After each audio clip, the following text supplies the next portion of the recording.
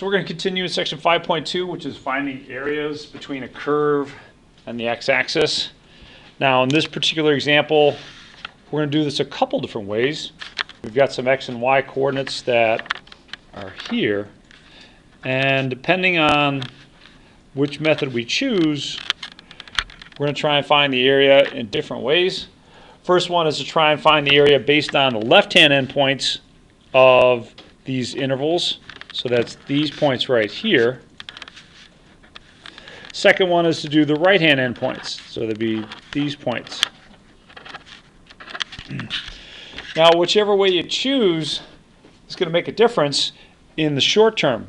That is, if you have just a small amount of subintervals like this, and if you have an increasing function or a decreasing function, it's not going to matter. It's going to change the totals that you get.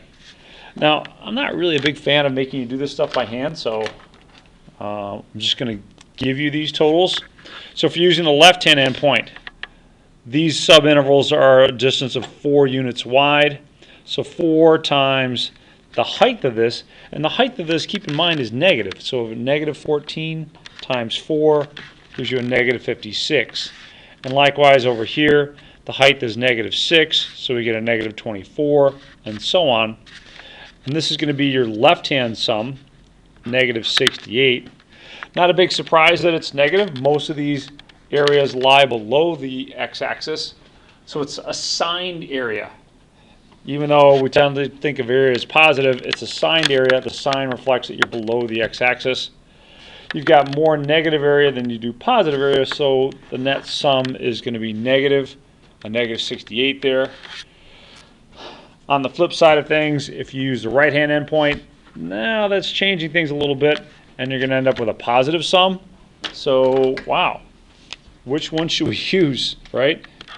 I mean, there's a world of difference in those estimates in terms of the area between the curve and the x-axis. So the way to approach this, the way to get a better estimate, in fact, to get the area, is to let those subintervals get small, get really small. So we saw that last time. I'll repeat that again here. Here we've got the interval from 0 to 2, and the function y equals x squared plus 1. Let's increase the number of rectangles here. Right now, this is a really poor approximation of this area. Right now, you get an approximate area of 2. But when you start adding rectangles, you get a better and better approximation. And that's going to be our game, because we're going to allow the number of rectangles to get really, really big. And as you do, what's going to happen to the sum of these rectangles? Is that going to be a better and better approximation of this area all put together? Yeah, absolutely. So after a while, you get a pretty good approximation with just using the left-hand rectangles and say 100 of these. Of course, we don't have to stop at 100. We can go as high as we like. And that's where we're headed today, is try and figure out, well, what's this area going to be if we're able to take a look at the limit as n approaches infinity.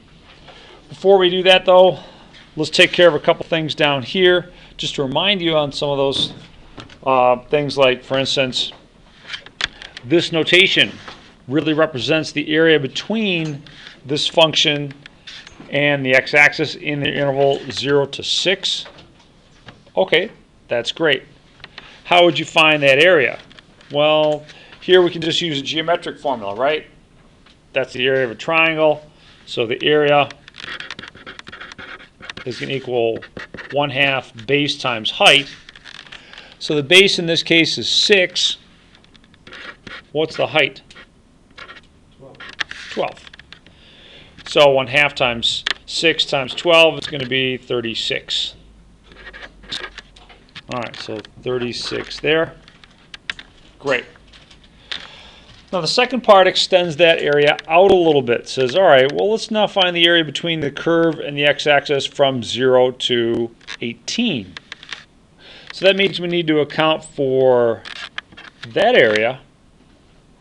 How are we going to calculate that area? Well, first of all, what kind of figure does that look like? Yeah, a semicircle. What's the area of a circle? So pi r squared would be the area of a circle, but we got half of a circle.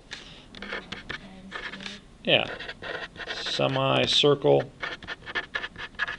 It's going to be 1/2 pi r squared. Okay. So 1/2. What's the radius here? Yeah, pi times 6 squared is going to be 18 pi. But there's something else I got to account for.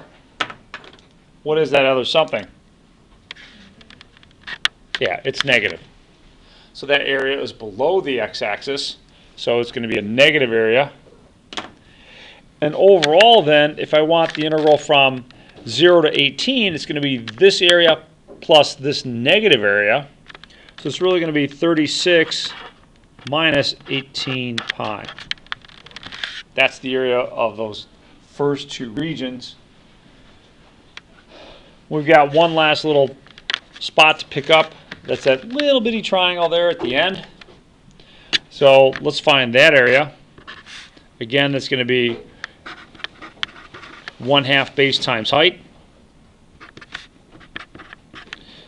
Base is 3 and the height is 3. So I end up with 9/2 or 4.5.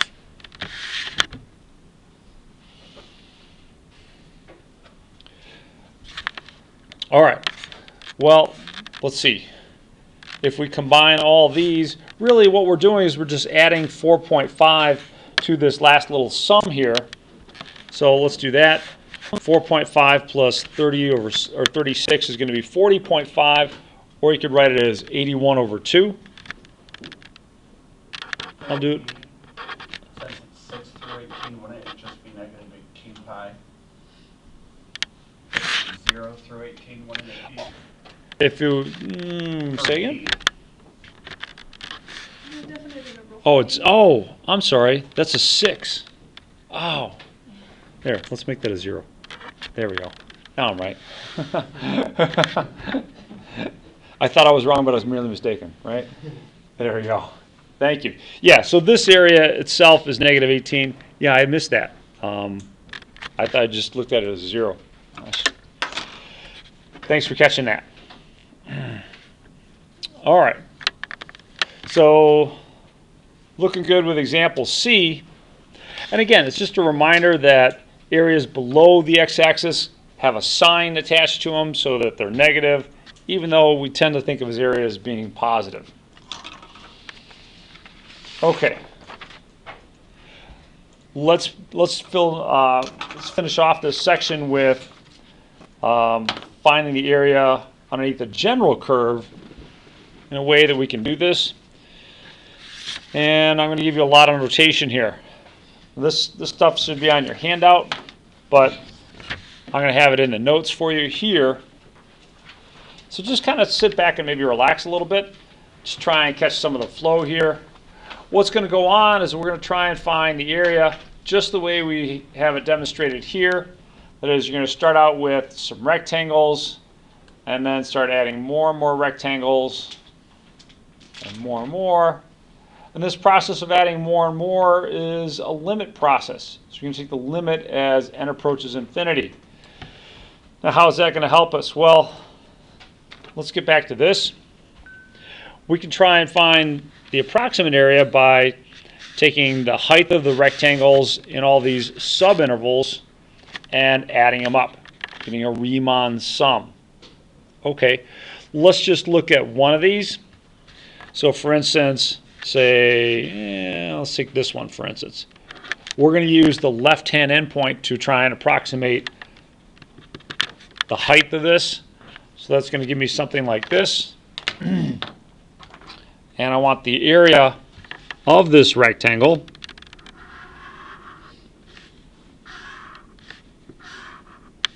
There's two things I need for area, right? Area of a rectangle. How do you find the area of a rectangle in general? Base times height. All right, so the area of this little rectangle, and let's call this maybe the ith interval, or the ith sub spot in our partition. The area is going to be the width of this, which we'll call delta x, times the height. And the height is going to be the value of the function at this left-hand endpoint. So f of x sub I times delta x. That's going to be the area of the ith subinterval. So that's just the area of one of these rectangles.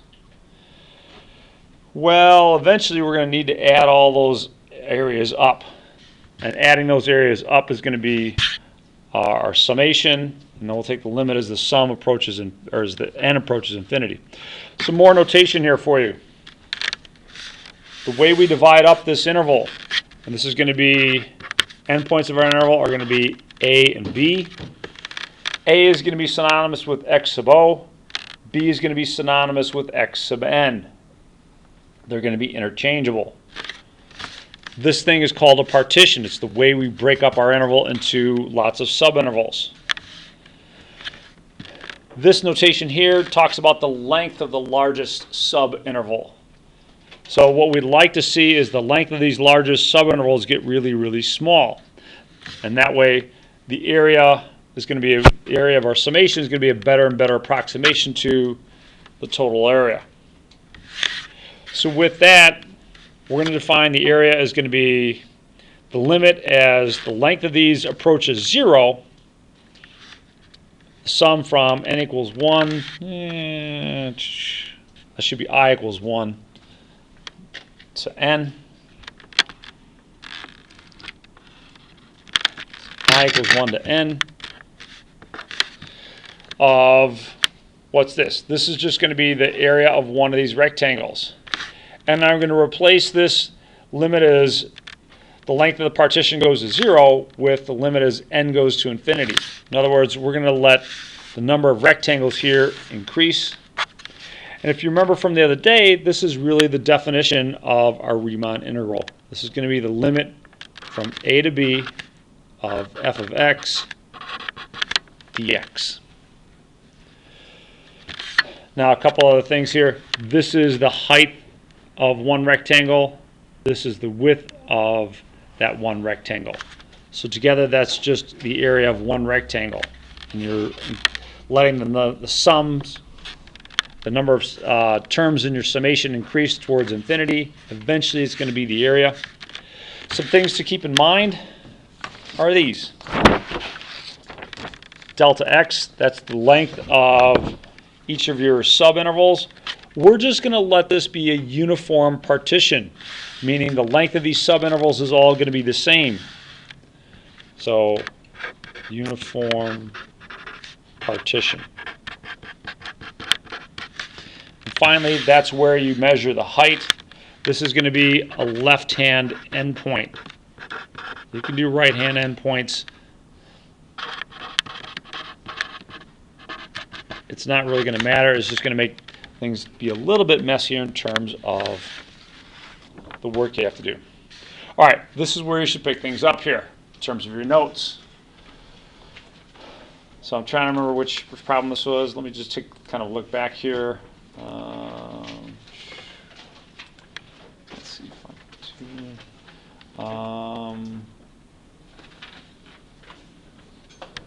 Yeah, here we go. No, that's not right. We're at 5.3.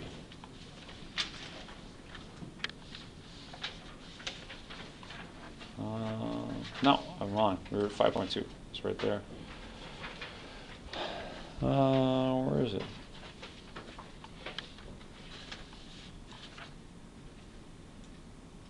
Yeah, here we go. This one down here. So we're going to try and find this area, the area between 0 and, the x-axis and 5x plus 2 in the interval 0 to 3. So we can actually draw that, and we can actually calculate that area without any calculus if we really wanted to or needed to. Let's draw that kind of quick. So if I was to draw that, it would look like this. Want the interval 0 to 3. We're going to have a height of 2 here at x equals 0 and a height of 17. over here at x equals 3. So we're just trying to find the area between the curve and the x-axis here, except what we want to do is we want to venture away from always relying on to find these things like we did with the previous few examples. So let's find this area, except with a calculus approach. Now there's a couple other little things that we should note here. We're going to want these summations. So these summations are actually really helpful. I'm going to write them down for us. The first one, sum from I equals 1 to n of I. That's going to be your summation of the first n integers. So if I wanted to sum from 1 to 10, for instance, then I could use this formula, n times n plus 1 over 2. Another one that I'm going to use is the sum of the first n integers squared. So it's going to be I squared. This time we're going to get n times n plus 1 times 2n plus 1 over 6. Let me just double check that. Yep. N times n plus 1 times 2n plus 1 over 6. And I don't plan on using this one as often, but it is something you're going to need to know. The sum of the first n cubed integers. And there is a little bit of a memory trick here that'll help you out. The formula is n squared times n plus 1 squared over 4. Now where's the memory trick in that? Well, yeah, it's the square of the first one. So it's n times n plus 1 over 2 squared. So yeah, good on picking that up on the fly.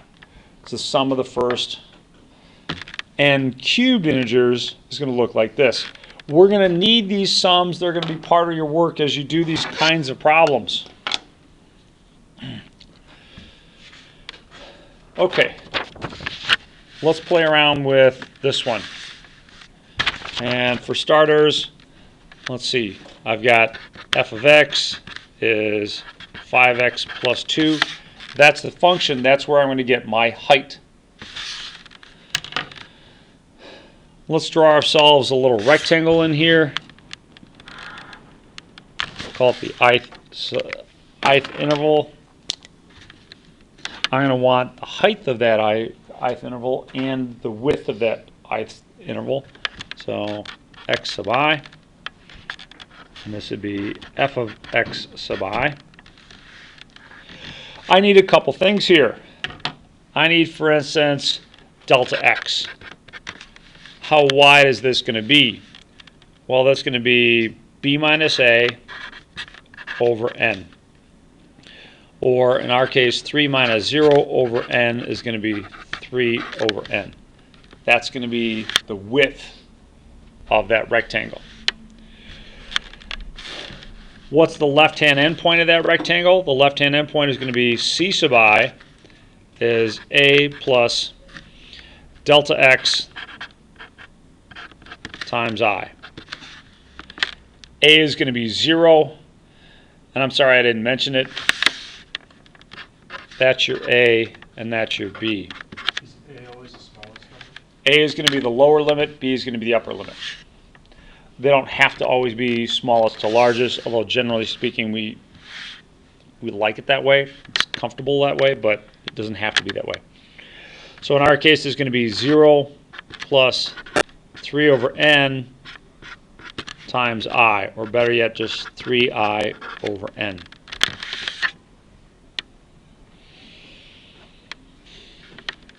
Then f of c sub I, this is going to give you the height. So this right here is the width of that rectangle. This is going to be the height.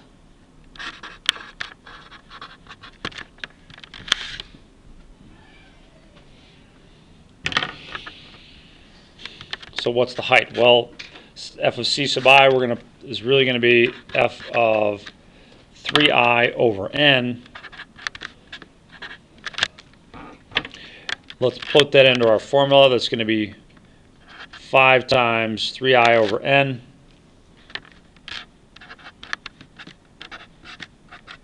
plus 2.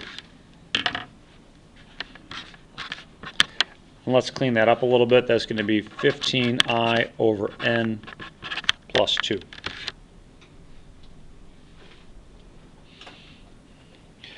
So I've got a couple dimensions. I can multiply these together, height times width, to get the area of that one rectangle. So let's put that together. Area of one rectangle. It's going to be the height times the width. So it's going to be 15I over n plus 2 times the width, which is 3 over n. Overall, 45 over n squared plus 6 over n.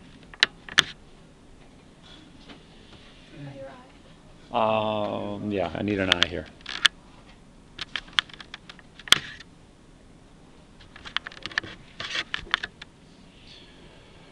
Whew, that's a lot of work. And keep in mind what we got. We've just got the area of this one rectangle right here. So that area is kind of a strange expression.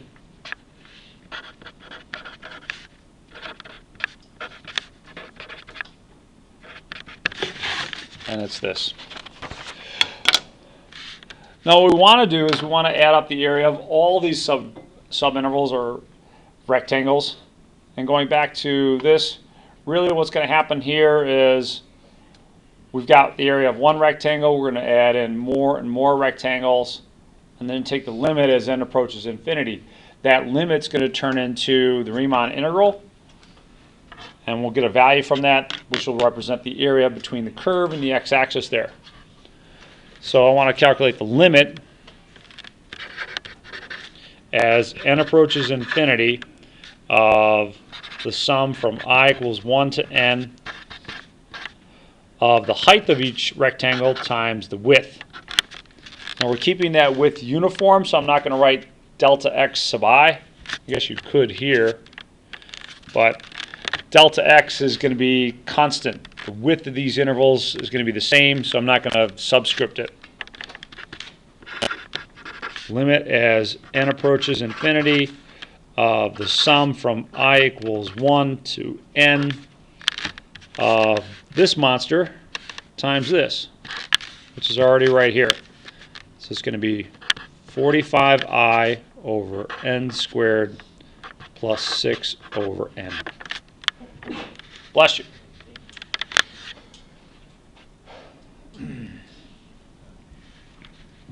Okay, well, So the area of rectangle 1, the 45I, that's also known as CI? Or f of ci. This is f of ci is right here. Oh, okay. F of c sub I, and this is delta x. Got it. Thank you. All right. So, boy, this is going to be a little bit of work here. Sorry, Huh? isn't it like the delta x is like 3I over n? No. No. No. Delta x is just the width. When we find whatever point we're dealing with, that's where we pick up the i's. We take delta x times I. That's going to tell you basically what it's doing is it's counting how many subintervals over you are when you're getting that point. So if we're at x sub I, then we're at the ith subinterval. So it's this interval plus this interval, I times. So that's where you're getting the I times delta x. So yeah, good question. Yeah, appreciate the question. All right, there's a fair amount of work to do in this limit, but let's break it up into smaller little pieces, more little bite-sized pieces. limit as n approaches infinity. First thing I'm going to do is I'm going to split this up like this. Summation from I equals 1 to n of 45i over n squared plus, and let me do things this way, the sum from I equals 1 to n of 6 over n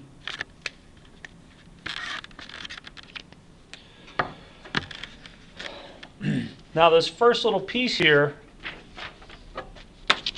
you're adding up a bunch of terms, but the only thing that's changing here is I. So for instance, if I had 7 times 6 plus 7 times 14 plus 7 times 20 plus 7 times 25, one thing you could do would be to factor out the x, right, or factor out the 7, and just do 7 times 6 plus 14 plus 20 plus 25, etc., like that. So that's what we're going to do here. This summation really represents, when I equals 1, it's going to be 45 over n squared, and then I equals 2 is going to be 90 over n squared. But you're going to have this constant factor in all these things. So that part can be factored out. So I'm going to rewrite this as the limit as n approaches infinity. I'm going to take all that constant stuff out and rewrite it like this. It's going to be 45 over n squared times the summation from I equals 1 to n of I.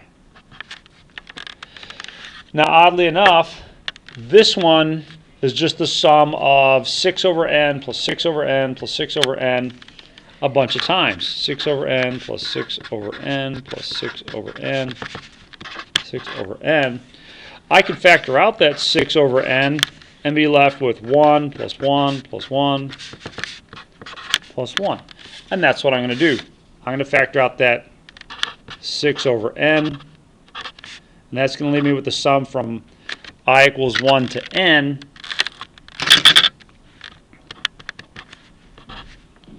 of 1. Can someone get the door? Thank you. Now, how does that help us? Well, it helps us actually a fair amount because, for instance, this summation, we've got an expression for us, right? Limit as n approaches infinity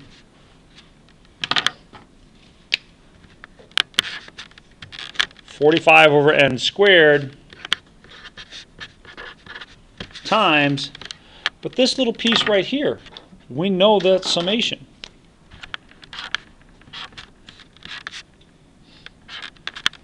What expression do I get for that?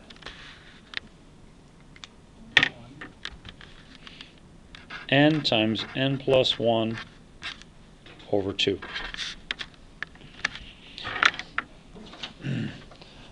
So that's going back to, where is it? Right here. That's the sum of the first n integers. That's a cool trick to know that summation. How about the second one? I've got 6 over n, and what do I got here? I got 1 plus 1 plus 1 plus 1 plus 1. So I have to figure out, well, how many 1s do I have? N of them. If I added up 1 n times, how many 1s would I get? N. I'd have n 1s. So, wow. That's really cool because I got rid of my summations. Great. So let me pause for a second. Make sure you're okay with what we did right there to get rid of the summations.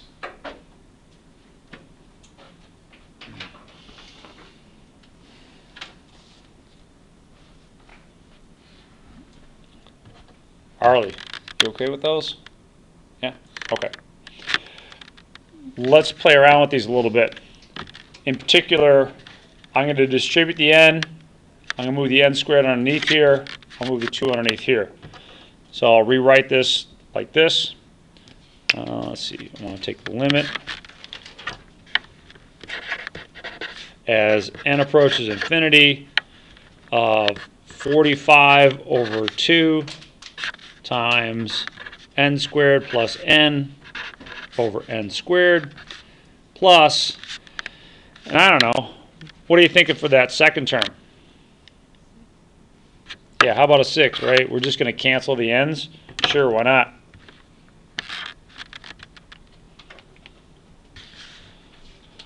Okay, getting closer.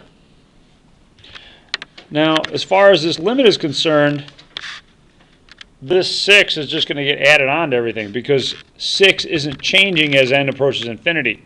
The only thing that's changing is this total right here. So let me rewrite this as 45 over 2 times the limit as n approaches infinity of n squared plus n over n squared. And then we'll put a plus 6. So all we have left to do is calculate this limit. Now you could use L'Hopital's rule to calculate that limit if you wanted to, but I'm sure you've heard me say this before, especially if you had me in a previous class. That's like squirrel hunting with a bazooka. All right, that's just overkill here. What's the easy way to notice what this limit's going to be? Does anyone know? It's not going to be 0. Why not? These 2 degrees match each other, right? Yeah, it's going to be the ratio of the leading coefficients. So it's going to be 1 over 1. In other words, what you'll end up with is 45 over 2 plus 6. Well, times 1 plus 6. So let's see, it'd be 57 over 2. Whew. Wow. See, we saved ourselves all that work of using the formula for a trapezoid. So it was worth it. All right. Don't worry. I usually put no more than 8 or 9 of these on an exam. That's it? Yeah, just say, I know. Just a couple quick ones. All right, there's a lot that goes on in these types of problems. One thing I do want to emphasize is that you should get a finite answer. If you're getting something that looks like infinity, there's a problem. Another place you can kind of double check your progress is that these terms right here and here should have the same degree. So for instance, in the numerator, I had an n squared. In the denominator, I had an n squared. In the numerator, I had an n. Denominator, I had an n. If your degrees don't match at this point in your calculation, there's a problem. Go back, figure it out. But I won't kid you. There's just a lot of work in doing these this way. There's not much you can do at this point. But we will figure out something soon enough. Would you like me to reiterate something on any little part of this? If not, we're going to try another one. Let's try the next one. So I think I want a whole new sheet of paper on that one.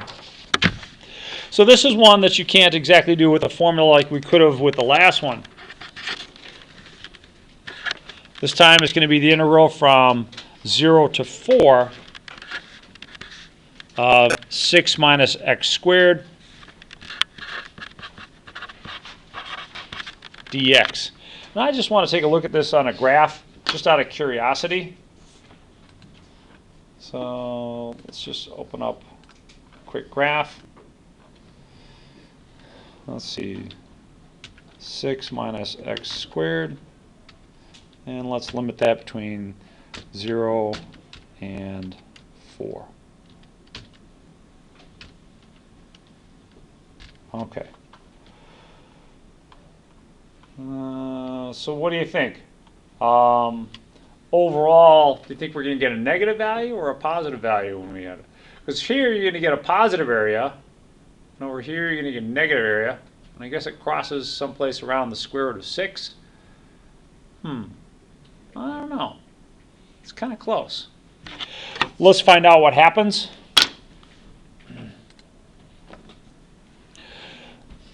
We're going to need a lot of little pieces here. First thing I want to calculate is my delta x. That's going to be b minus a over n. Jameson, what are b and a in this case? 4 and 0. Awesome. 4 minus 0, so I get 4 over n. Then I need to calculate what point I'm going to use to calculate the height of my rectangles. So it's going to be my c sub I equals a plus delta x times I. In our case, Aram, help me fill in some values here. What am I going to fill in for a and delta x? 0. Mm-hmm. Times 4 over n. Times Nice. So let's just write that as 4i over n. Nice. Yes, So Ethan? if the integral has a 0 as like a, for example, could you just add I like in the numerator to your delta x? Yes. Yeah. They're not always going to have an a, but you know, I'm not really a fan of giving you stuff that doesn't have a 0 there because it just makes the calculation a lot messier. Okay. So, I don't know. In that case, maybe you're just lucky that I'm a nice guy. Did your team win over the weekend? What's that? No, they didn't win over the weekend. First time since 2008, all of the number 1 seeds. Yeah, all the number 1 seeds made it through, which is almost what I had in my bracket. That's lame for betting. Maybe, Let maybe. the underdogs win. That's going to happen less and less in this era of NIL. All right. So let's put in the 4 sub I or 4i over n into this expression. Keep in mind that that's our f of x. So let's see. That's going to look like 6 minus 4 sub I or 4i over n squared, which is going to be 6 minus 16i squared over n. N squared, thank you. Now, there's one last thing to put together here. I want the area of one rectangle. I've got the height of that rectangle, that's here. I've got its width. The area of one rectangle, area of one rectangle, that's going to be the delta x times, where is it? Delta x times f of c sub I. So f of c sub I times delta x is going to be 6 minus 16i squared over n squared times 4 over n. So that'll give me 24 over n minus 64i squared over n cubed.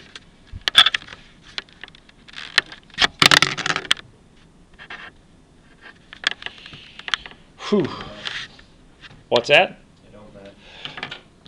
They're not going to match at this point. It's at the point where we start working with this limit, and then we replace the summations with functions of n. That's where they should match. So, good question. Right now they are looking good because when I replace my I squared term, I'm going to have an n cubed term in the numerator. When I replace my constant term, I'm going to have an n in the numerator. So both of these are looking good in terms of how the degrees of n look like they're going to line up. The area for this is going to equal the limit as n approaches infinity of the sum of this thing right here. So I'm just going to jump right to that. Sum from I equals 1 to n of 24 over n minus 64i squared over n cubed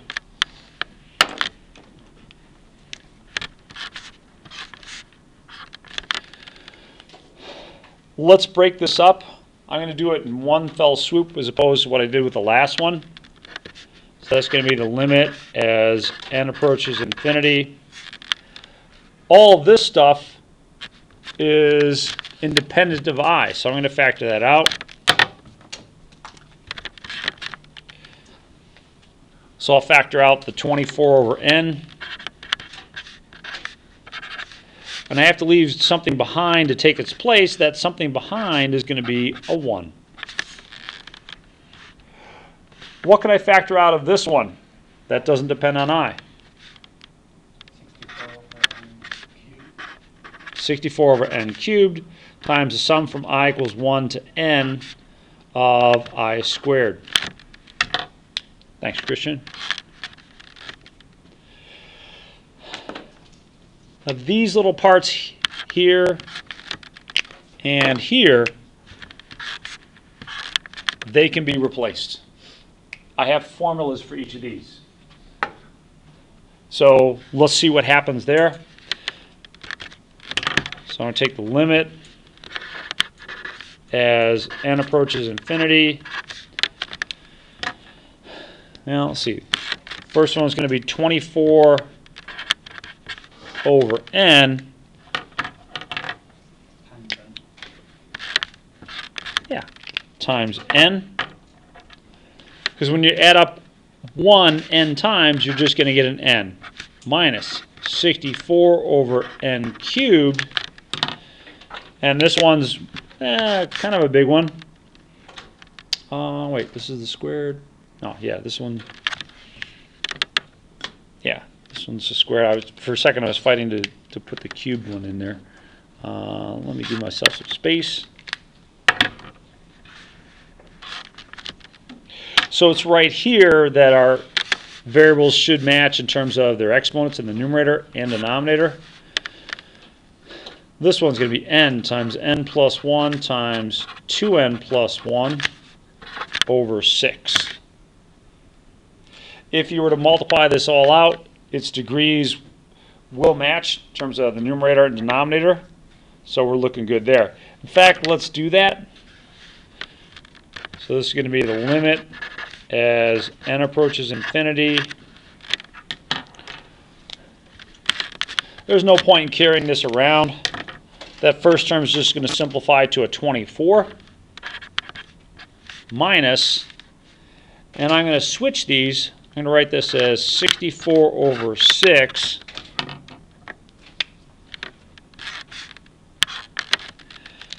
and let's think what happens when we multiply this thing out.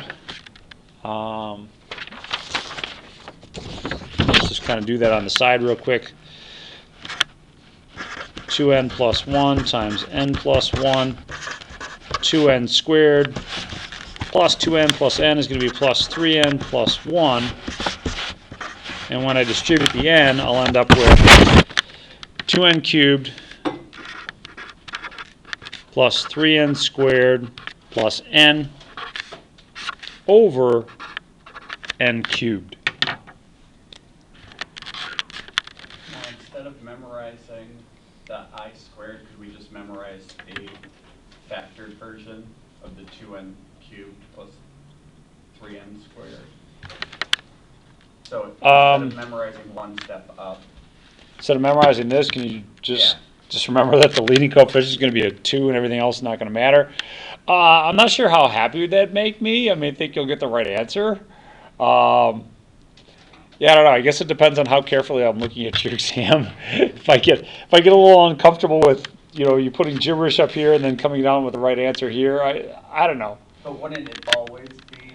Yeah, the only thing that's really going to matter, and to your point, is that you've got a cube here and a cube here, and the leading coefficients are what are going to give you your answer. These things, even if you didn't have them right, even if I put 30n squared and pi n, it's not going to matter because you're taking the limit, and these terms are going to become insignificant as you take the limit. So it really wouldn't matter. But I would suggest, in lieu of my favorite team winning, that you just keep me happy by just knowing that little bit there. Yeah, but good question. You're exactly right. no matter what I wrote here, the limit is going to be what? So let me write it this way. 24 minus the limit as n approaches infinity of 64 over 6, and I know I can reduce that times 2n cubed plus 3n squared plus n over n cubed. What's going to happen with that limit? So you're going to turn it like the 2n cubed and the n cubed, do you divide the coefficients? Yeah, it's just that coefficient trick again, right? These things match, so the limit is just going to be the ratio of those coefficients. So I'll end up with 24 minus 64 over 6 times 2 over 1.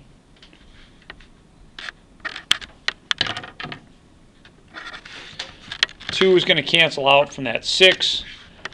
So I'll end up with 24 minus 64 over 3. I think that's going to be, what, 8 over 3? Thank you. So on balance, it did have a little bit of a positive area to it. Whew. Wow. There's a lot going on with those types of problems. A lot of little details. I mean, each piece by itself is not too bad. It's just putting them all together takes some practice. So, question for you. Do you want to try one more, A or nay? A? All right. Let's see here. I guess what I'd like to do is just give you one to practice that that doesn't have a 0 here, and that would be this one. Except we're going to make it a little bit easier. There's a couple ways I can make it easier. I can either get rid of the x term or the x squared term. Let's get rid of the x term and just do it that way. That way we're not going to spend 20 minutes on this problem. So let's calculate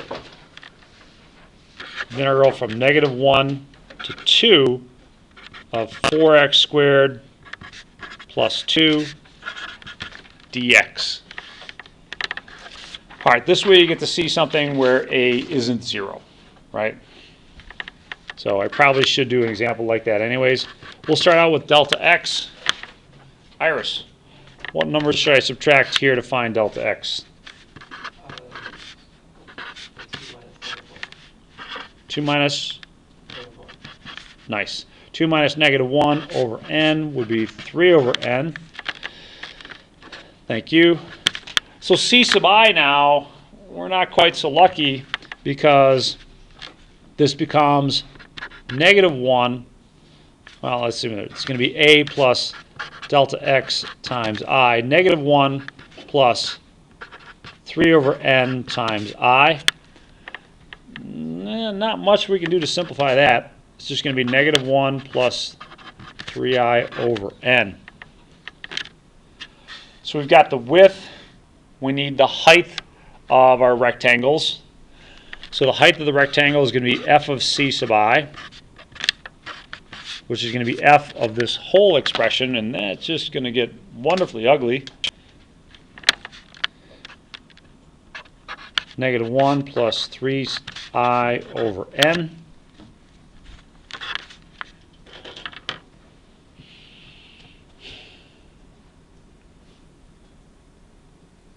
I'm debating here. We have one last chance to make a small little audible on this one. If I leave this as a squared, we got to square this all out and then add 2, and it's just going to become messy. Or we could keep this a little bit nicer if I just get rid of the square. It's up to you.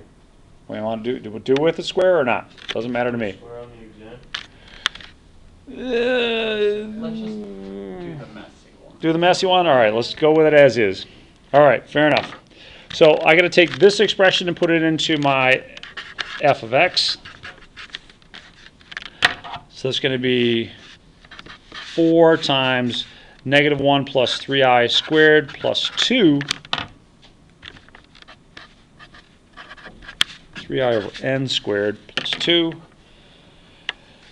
You got to square this out first. Don't distribute the 4 first. You got to square this out. So it's going to be 4. And let's see.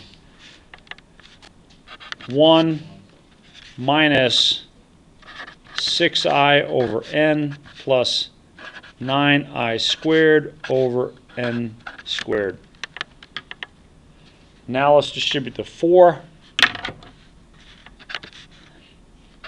4 minus 24 over I, or 24I over n, plus 36I squared over n squared, plus 2.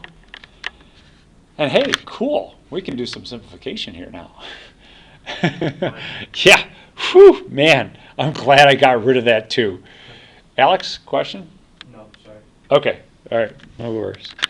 So it's going to be 6 minus 24I over n plus 36I squared over n squared.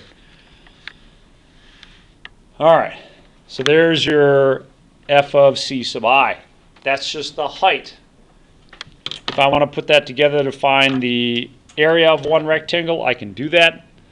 Let me do that over here.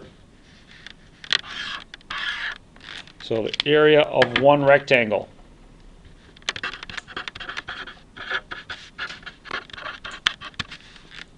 That's going to be your f of c sub I times delta x, which is going to be this monster here. 6 minus 24I over n plus 36I squared over n squared times 3 over n. All right, I certainly have sympathy for you in wanting to put that I there. It just doesn't go as part of this. I know I've spent a lot of time spinning my wheels because I accidentally had an I here. So I feel your pain there. Let's distribute this. That's going to be 18 over n minus 72I over n squared plus 36I squared over n cubed. Whew. Do you have to distribute the 3 into 36? Yeah, it might help. Thank you.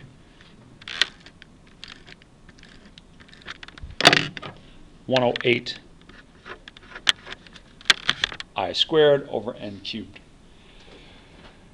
Whew. All right. Now let's put it together to find the area. So the area, I'll only just represent the area this way. Negative 1 to 2 of 4x squared plus 2 dx is going to equal the limit as n approaches infinity of the sum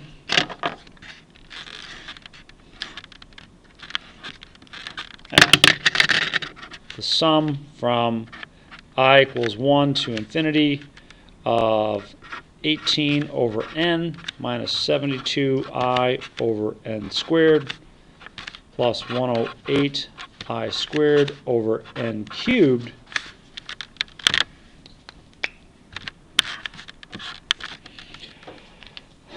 Now let's break that up into lots of little smaller limits. That's going to be the limit as n approaches infinity.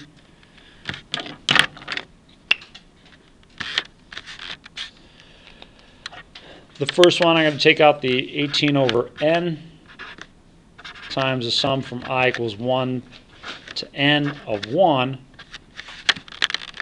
How about my second term? What can I take out of that? Thank you. 72 over n squared. That's going to leave behind the sum from I equals 1 to n of I. And the last one is going to be plus 108. Thank you for that, Ethan. 1 over 8 over n cubed times the sum from I equals 1 to n of I squared.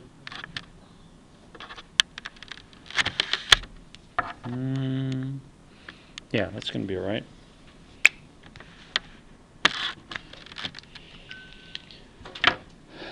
And we can replace a lot of these things, simplify a lot of these things. This one, this one, this one. All those things we'll simplify. So it's going to be the limit as n approaches infinity of 18 over n times n minus 72 over n squared times n plus 1 over 2 plus 108 over n cubed times, let's see, what was it from the last one? It was 2n cubed plus 3n squared plus n over 6.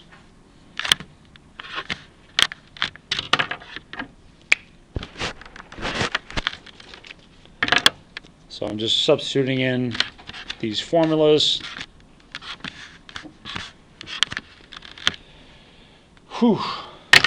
It's a good thing this is the last one for this section because I'm running out of paper. Let's keep going. We're going to get a lot of simplification here, right? What am I going to see that's going to simplify? It's going to be the limit as n approaches infinity. Let's start with just an 18 here, minus 72. Let's put the 2 over here and the n squared over here. So we're just changing those up. N squared plus n over n squared plus 108 over n cubed. Let's just switch these up again. 6 and n cubed, 2n cubed plus 3n squared plus n. And no, I didn't forget the 2 here.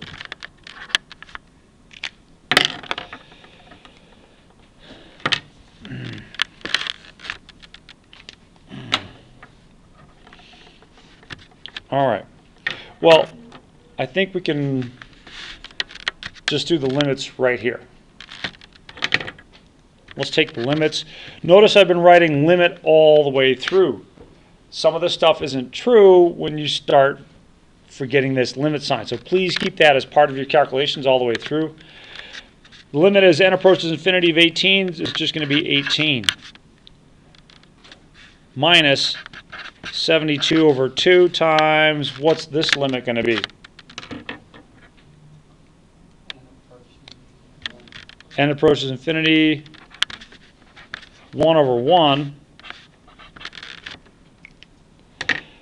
plus 108 over 6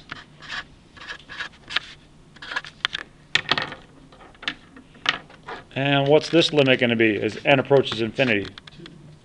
2. Just 2 over 1. Did you mean to write n cubed for the last term? Where? Okay. Thank you. 2. Whew. For the previous step, could we have put the 18 out in front or, because it doesn't have an n involved? I guess depends on where you're putting it out in front. I mean, this is all just part of this limit, so I'm just. Okay, so it's all connected. It's all connected. Yeah, you could break it up and write the limit as n approaches infinity of 18 minus the limit as n approaches infinity of all this plus the limit of n approaches infinity of all this. I just kept it all in one thing so that I'm applying the limit to all the parts of this. But yeah, I appreciate what you're saying.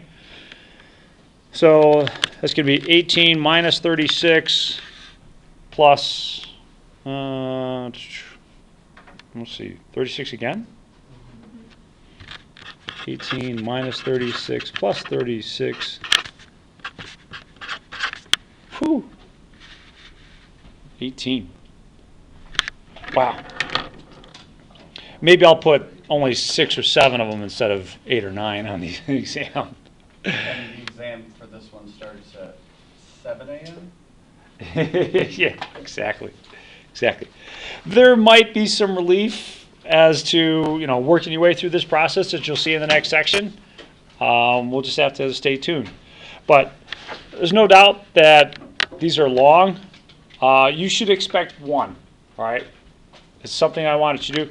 It's kind of like what we went through with derivatives. We went through that derivative process where we had to take limits as h approaches 0 of f of x plus h minus f of x over h. I had to do all this calculation, and then what happened? Then all of a sudden, we're like, well, there's some rules. And we started using the rules. So that's kind of what's going to be happening here with integrals as well. Any last comments or thoughts on this one? Other than that was a lot of fun and can't wait to do it at home. Yeah, doing good. For these ones, you don't want us to show a picture, correct? You can. Kind of curious. Let me see if I can't do that. Like, that's not one of the steps like the previous problems we had where it's like picture No. analysis. No. Endpoints and intervals. Let's see. So let's do -1 and -1, 2, and let's change our function. I want 4x squared plus 2. And all right, there we go. So let's let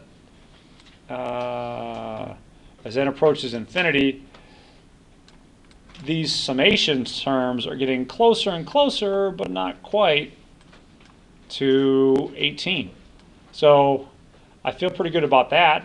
Sure, if I bump this up a little bit, or if instead we use maybe the midpoint as opposed to the endpoint. There you go. So if you're using the midpoint formulas, which we didn't do, but if you're using midpoints to help approximate this, notice how much better an approximation we get with the midpoints than we do with the left-hand endpoints. And So is there any way for us to check our work on like our There- TI-84s? yes, you can check your work that way. I'll show you that trick. Well, should I show it to you now? Keep it part of this video? Later for Wednesday. All right. No, I was just trying to imagine where I wanted to put it in terms of the video. Oh, sorry. For the But fans yeah, at for the home. fans at home, yeah. My almost quadruple digits number of I'll make subscribers. some fake YouTube videos just so you get to 100. Yeah, appreciate that. We'll Ariel, create our own did you do it? Russian troll farm. Yeah, so just going back a little bit to the beginning where we started, when we were asked for 4 plus 36i squared plus 2, we plugged it in. So because 4 and 2 are two separate functions, we can't add 4 and 2. Well, you have to do the multiplication before you do addition. So I distributed this, and then now that everything's being added, that's where you can add the 4 and 2. Yeah. Okay, Good? great. All right, so take out your calculators.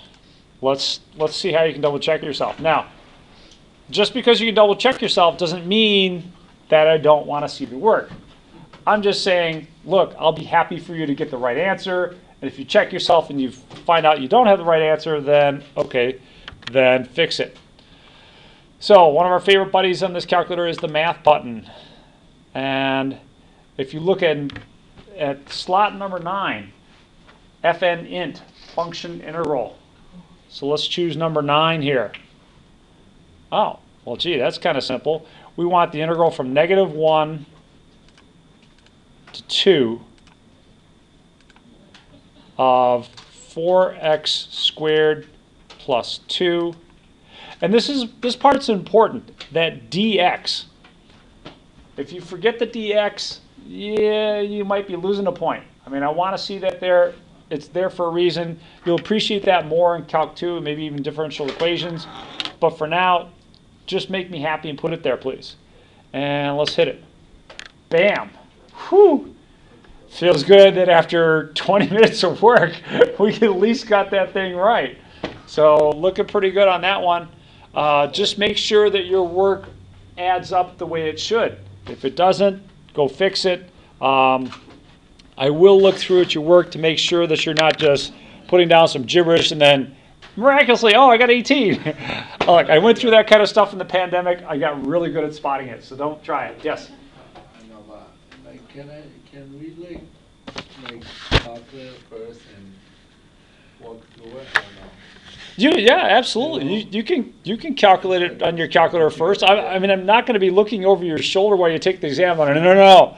No. You've got to find the limit first and then check it on your calculator. That's really individualized teaching. Yeah, That's the OCC difference. that's a The bro- teacher just- That's Big Brother to a degree that I could not tolerate. So. Well, you have a 4.5 and 5. Now I understand why the exam starts at 7 a.m. Yeah, exactly. All right, I think we're done with this one. Let's put this one in the